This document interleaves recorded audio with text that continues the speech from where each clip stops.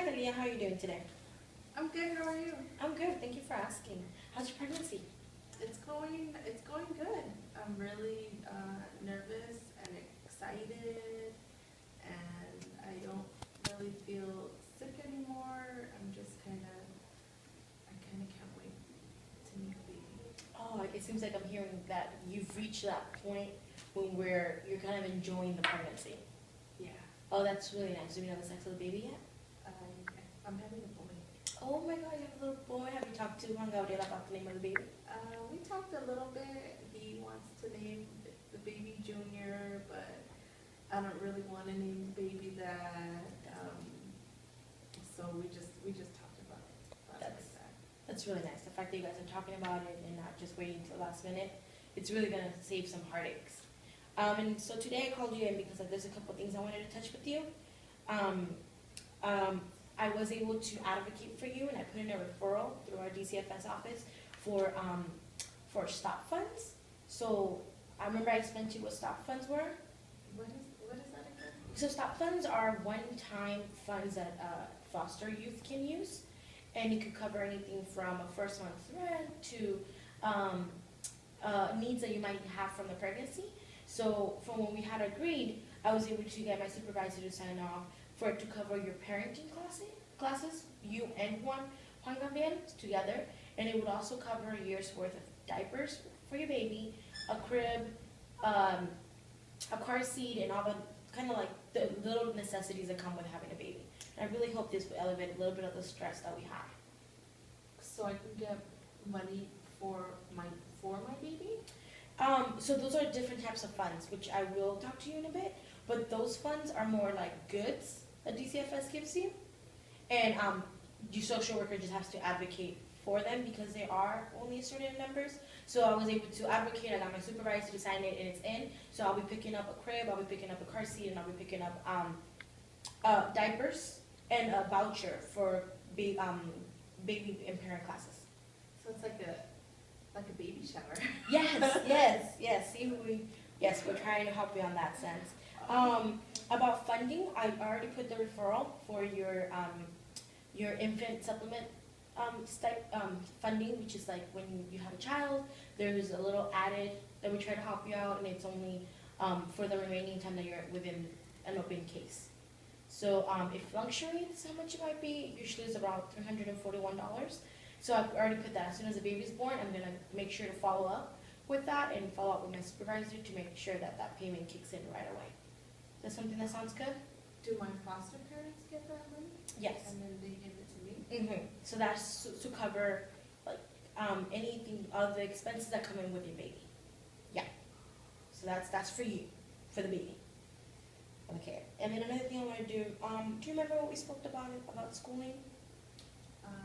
Yeah, I wanted to get homeschooled. I want to do homeschooling. Okay. I'm really glad you're still considering school. I know it will be a challenge, and it has been one of the challenges that we've addressed. But after speaking with my supervisor, he suggested that maybe homeschooling could be one of our last resorts. How do you feel about that? Well, I want to do homeschooling so I can stay with the baby when the baby's born, and I thought that would be better because I get to be at home with my baby. Definitely, yeah. That sounds like doing that, baby mother bonding in the beginning. Well, I'm gonna tell you about another option that we have, and you could definitely put both in a scale and see which one works best for you. Personally, I'm gonna tell you what independent studies is. So independent studies, I called your school district. They do offer it for you. You qualify for it. Independent studies is a program where you go to school for 2 hours a day, just 2 hours, and you bring packages home, and then you go back the next day, turn those in, and it's a faster way to get your credits since you have been missing a little bit because of the pregnancy, but it's also a way for you to socialize for 2 hours with an actual teacher in a lesson and have, kind of like what a 16-year-old can go to school at least for 2 hours, have a little break. And I did speak to your foster mom, and she said she wouldn't mind taking care of possibly Junior for those 2 hours. Is that something that maybe we could consider a little bit? I have to go every day? Yes, so you would go every day for just 2 hours, and there's an occupational center really, really close to your house. So it's actually walking distance. And if that would be an issue, not a problem. I already put in a referral for a tap card for you to get free transportation on the buses and the train. So if that's something that will work for you, that's is something we can put in our action plan, and I could check in with you next meeting about that. Okay. How is that different from homeschooling? That's a really, really good question. My mistake was not differentiating both, so I would do that. The difference is that homeschooling, you need an adult at home that's willing to sit down with you and teach you. Because when you said homeschooling, you're not exactly doing an online homeschooling. You will be doing a district one because it's the only one that's being offered in your district. So your guardian will go to the district and pick California standard teachings, and then they will go to your house, and that's what they will teach you. And then whatever scores you will get and whatever assignments you finish, they will go back and turn that into the district.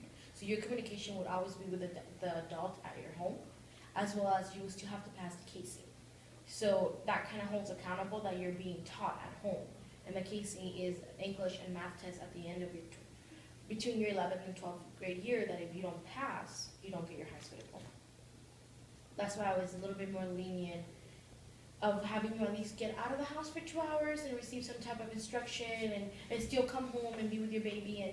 And those 2 hours are whatever time between 8 o'clock and 4 o'clock that works for you. There's different increments.